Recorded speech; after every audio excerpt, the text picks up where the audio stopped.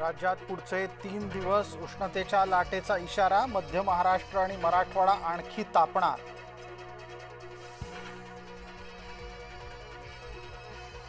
Petrol आणि diesel लवकरच महाग होण्याची शक्यता, केंद्रीय पेट्रोलियम मंत्री हरदीप सिंग पुरी यांचे स्पष्ट संकेत.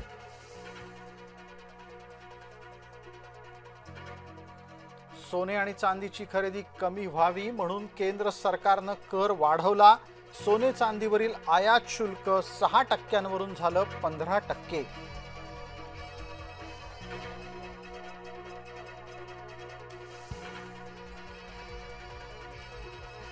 पंतप्रधान नरेंद्र मोदी यांच्या ताफ्यामध्ये आता फक्त 2 गाड्या. ताफ्यात अधिकाधिक इलेक्ट्रिकचीच वाहनं वापरा, पंतप्रधानांचे निर्देश.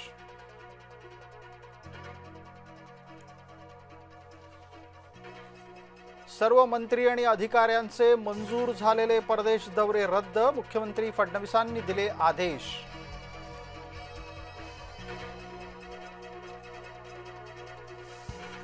उपमुख्यमंत्री एकनाथ शिंदे यांनीही केला इलेक्ट्रिक वाहनातून प्रवास, ताफ्यातील वाहनांचीही संख्या केली कमी.